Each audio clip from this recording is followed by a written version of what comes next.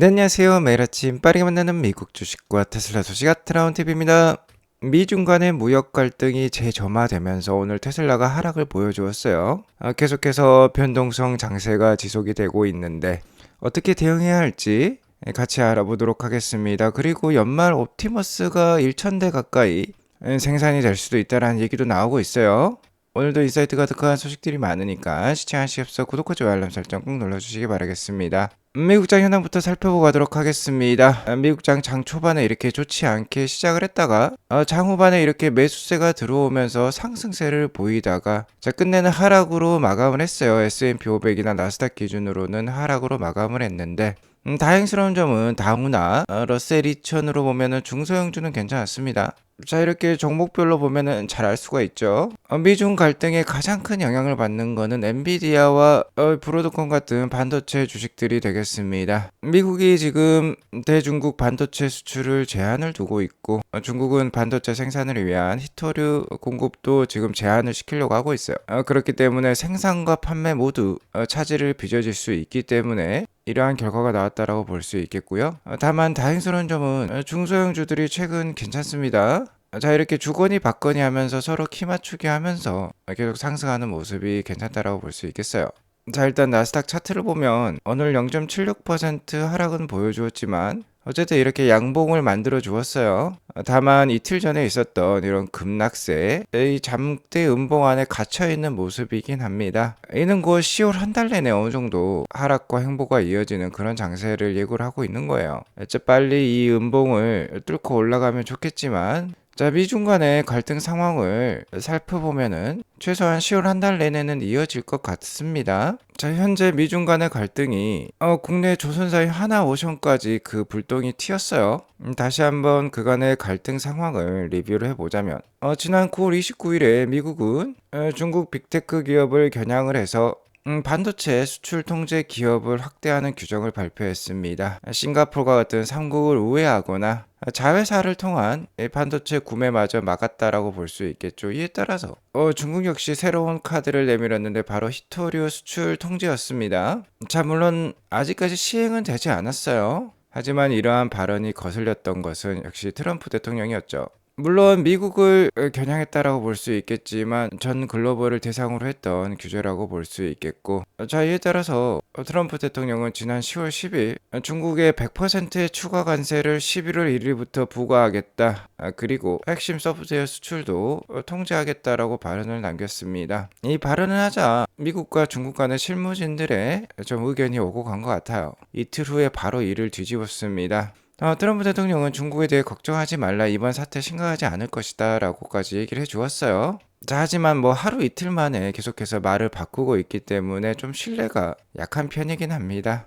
트럼프는 뭔가 안심하는 듯한데 중국 입장은 좀 달랐던 것 같아요. 미국과 중국 간의 갈등이 해운 조선업 분야에서도 발생하고 있는 가운데 그 불똥이 우리나라 기업에까지 미쳤습니다. 하나오션은 미국 내 조선소를 인수하기도 했었는데요. 이런 미국 내 자회사에 중국이 제재를 단행했습니다. 하나오션 내 미국 자회사들은 중국과의 거래나 활동에 제약을 이제 받게 되는데요. 자, 이에 따라서 트럼프 대통령은 중국이 의도적으로 미국산 대두 구입을 안 하고 있다. 이는 경제적 적대 행위라고 지적을 했어요.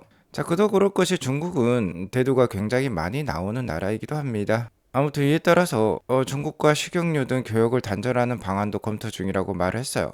트럼프가 장 막판에 다시 한번 대중국 강경 발언을 쏟아내자 나스닥 주가가 이렇게 하락하는 모습이 나왔습니다. 즉 어쨌든 이러한 언쟁은 10월 말에 있을 에이펙 미중 정상회담을 앞두고 계속해서 협상력을 확보하려는 조치라고 볼 수 있겠죠. 일단 엊그제 스콧 베센트 재무장관은 트럼프 대통령이 시진핑을 에이펙에서 만난다라고 확답을 해준 상황입니다. 자, 그리고 이 결과에 따라서 11월 초에 대중국 관세 전쟁이 막을 내릴지 아니면 어느 정도 휴전 상태로 지속이 될지 그 여부가 정해질 것 같은데요. 어쨌든 11월 이 초순까지 이것이 결정될 11월 초순까지 변동성 장세가 지속이 될 수 있습니다. 그리고 10월 달에 리스크 요인은 미 연방정부 셧다운도 끼어 있죠. 현재 9월 CPI 지수는 금주 수요일에, 그러니까 오늘 발표될 예정인데, 이게 다음 주 금요일까지 현재 밀린 상태입니다. 아마 PPI 지수도 밀릴 것 같은데요. 자, 이에 따라서 어느 정도 변동성 장세 충분히 나올 수 있어요. 어쨌든 미국과 중국의 갈등은 글로벌 경제를 하락시키는 큰 요인이 됩니다. 당연히 이러한 것을 가장 빠르게 받아들이는 게 주식시장이고요. 이에 따라서 다시 한번 하락세가 온다라고 하면 역시나 AI 기업의 비중을 늘리는 그러한 계기로 삼으시면 좋을 것 같습니다. AI 주식 리딩 방장이라고 볼 수 있는 젠슨왕 역시 지난 6개월 동안 AI 컴퓨팅 수요가 크게 늘었고, 자, 아직까지 AI 주식이 끝나지 않은 것처럼 얘기를 하고 있습니다. 새로운 산업혁명이 시작되는 단계에 와 있다라고 얘기를 하고 있죠. 자, 그리고 무엇보다도 연내 두 차례 금리 인하 확률이 굉장히 높은 상황이에요. 10월 한 달 내내 변동성 장세가 유지가 된다라고 하면 계속해서 이 두 차례 금리 인하 확률은 높게 유지가 될 것이고, 연말에 어느 정도 랠리가 나올 수 있습니다. 자, 그리고 테슬라는 작년 연말에 주가 움직임이 굉장히 좋았기 때문에 올해 연말도 어느 정도 기대가 되어진다고 볼 수 있겠는데요. 일단 400불대 초반에서 주가가 잘 버텨내는 모습입니다.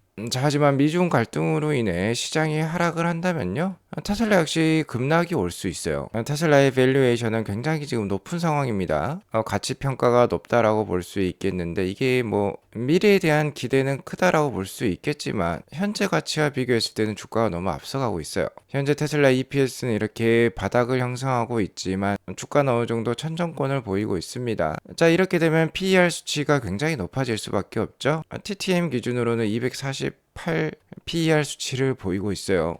구글, 애플과 같은 빅테크 기업들이 보통 PER 지수가 25배에서 35배 사이를 보이고 있는데, 테슬라는 200배가 넘어가니 굉장히 비싸다라고 볼 수 있겠죠. 자, 이렇게 괴리가 커지면 이 괴리를 좁히는 이렇게 급락이 나올 수 있는데, 이제 올해 연초의 급락 역시 시장의 불안과 함께 이렇게 테슬라도 급락을 보여주었었어요. 다시 한번 시장이 불안해진다라고 하면은 테슬라 역시 언제든지 급락이 올 수 있기 때문에 조심할 필요가 있겠는데, 급락이 오면 역시나 가장 먼저 편입을 해야 될 종목으로 여겨지고 있습니다. 자, 테슬라가 워낙 AI라든지 옵티머스, FSD 이런 데 투자를 많이를 하고 있기 때문에 최근 마진율 하락이 이어지고 있고, 이에 따라서 EPS가 좀 떨어진 모습이 없지 않아 있어요. 다행스럽게도 최근 3분기 인도량은 역대 최대를 기록을 했죠. 회사는 정말 잘 발전하고 잘 성장을 이어가고 있습니다. 다만 내년 하반기부터 있을 더 큰 성장을 위해서 많은 투자를 단행을 하고 있기 때문에 현재 이러한 모습이 나오고 있다라고 볼 수 있겠고요. 내년까지 테슬라 성장에 가장 크게 기여할 기술은 바로 FSD 로보택시가 되겠죠. 최근 미국에는 FSD 버전 14.1이 나왔고, 어제도 말씀드렸습니다만 올해 2월 달에 출시한 중국의 FSD는 단 한 건의 중대 교통사고도 보고가 되지 않으면서 굉장히 잘 나가고 있다라고 볼 수 있겠어요. 이 FSD가 있기 때문에 중국 내에서 경쟁자 대비 높은 가격과 함께 많은 판매량을 기록을 하고 있습니다. 자, 그리고 일본에도 곧 출시할 예정에 있죠.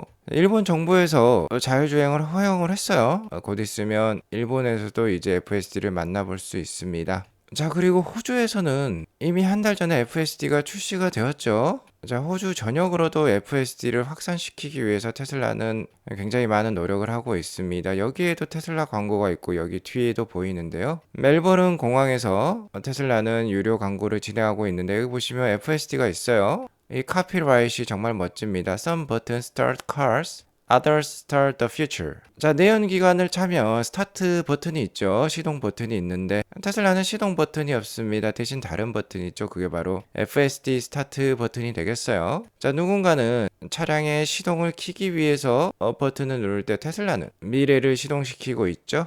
바로 완전 자율주행이 되겠습니다. 멋진 카피라이트라 볼 수 있겠죠.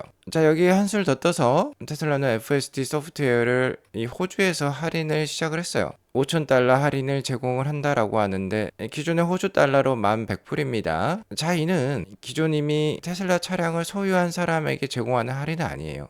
신차를 구매하는 사람에게 5,000달러 할인을 제공하는 것입니다. 굉장히 큰 요인이 될 수 있겠죠. 테슬라 차량도 판매를 늘리고 FSD로 보급시키는 일석이조의 효과가 있다고 볼 수 있겠어요. 자, 다만 이미 차량을 구매한 사람에게는 좀 아쉬운 정책이라고 볼 수 있겠는데, 11,100불이 굉장히 큰 돈이죠. 자, 우리 돈으로 거의 1,000만 원의 돈에 해당한다라고 볼 수 있겠는데, 호주 달러 기준입니다. 그렇기 때문에 이제 구독 서비스도 곧 출시를 한다라고 해요. 월 149달러라고 합니다. 자, 우리 돈 기준 15만 원 수준이니까 충분히 활용할 만한 가치가 있다라고 볼 수 있겠어요. 하루 운전을 많이 하시는 분들은 굉장히 효과가 있다라고 볼 수 있겠죠. 테슬라가 글로벌로 확장을 이어가고 있는데 FSD 버전 14.1도 굉장히 좋은 성능을 보여주고 있어요. 지금 여기 트램을 보면은 샌프란시스코 시내라고 볼 수 있겠는데요. 지금 신호등이 없는 교차로에서 좌회전을 하려고 있는데 슬슬 이렇게 눈치를 보면서 지금 좌회전을 시도하고 있는 FSD 버전 14.1이 되겠습니다. 네, 지금 눈치를 잘 보고 있죠? 앞에 있는 차량을 먼저 보내고 좌회전을 하려고 하는데 또 차가 오니까 좀 멈췄다가 네, 좌회전을 성공하는 모습 잘 보여주고 있습니다. 자, 이렇게 어려운 도심 속 교통 상황에서도 신호등이 없는 상황에서도 자율주행을 성공시키고 있는 FSD 버전 14.1을 만날 수 있었어요. 자, 그리고 하반기 또 하나의 기대되는 요인이 바로 옵티머스 3세대의 출현이라고 볼 수 있겠죠. 테슬라의 PER 지수가 이렇게 높은 이유는 이 FSD뿐만 아니라 옵티머스도 한몫을 하고 있습니다. 옵티머스 3세대가 11월 6일 주주총회 때 공개가 될지는 아직은 미지수예요. 일단 주총 메인 이미지를 옵티머스로 삼았기 때문에, 그리고 주총 투표를 독려하는 영상에도 옵티머스가 출연을 하고 있기 때문에 3세대의 등장을 우리가 예상을 해볼 수는 있겠는데요. 11월 6일에 만나지 못하더라도 연말까지는 충분히 만나볼 수 있을 것 같아요. 중국 측 소식에 따르면 테슬라 옵티머스의 가장 큰 차이점 역시나 자유도가 높은 이 손에 있다라고 볼 수 있겠는데, 이 능숙한 손 생산을 위해서 중국 벤더에게 부품을 주문했다라고 합니다. 약 옵티머스를 1000대 정도 생산할 수 있는 부품을 주문했다라고 해요. 연말부터 어느 정도 대량 생산이 기대가 되어지는 가운데, 제가 올해 내내 말씀드린 부분입니다만 이 옵티머스 1000대가 기가 텍사스라든지 프리먼트 공장에서 일하는 모습이 나온다라고 하면은 주가는 테슬라 주가는 당연히 500불을 뚫고 훌쩍 올라갈 수 있어요.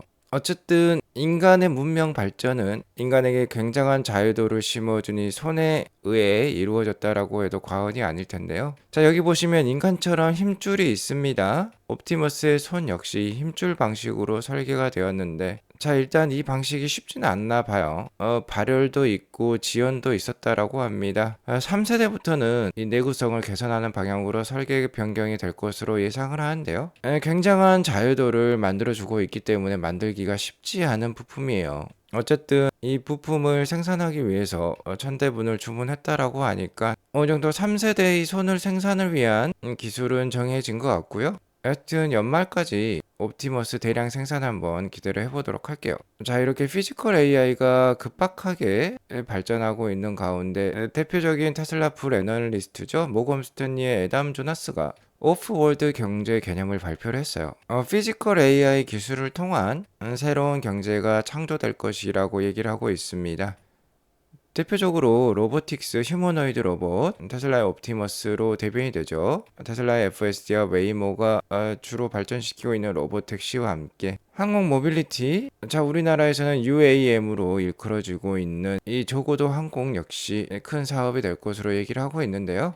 이러한 사업들의 가치를 합치면 현재 전 세계 경제가 만들어내고 있는 GDP 110조 달러를 넘어설 수 있을 것으로 얘기를 하고 있습니다. 자, 그러니까 이 세 가지 경제 규모를 합한 게 현재 세계 경제 규모를 뛰어넘을 수 있다라는 뜻이 되겠어요. 정말 이것이라말로 신경제를 창조한다라고 볼 수 있겠죠. 그리고 마지막으로 이러한 말을 남겼는데, 일론 머스크의 장기 비전이 이렇게 새 문명급 경제 도약의 기반이 될 것이라고 평가를 하고 있습니다. 테슬라가 항공 모빌리티도 나중에 할 수도 있을 것 같은데, 뭐 배터리라든지 최고 기술을 가지고 있으니까요.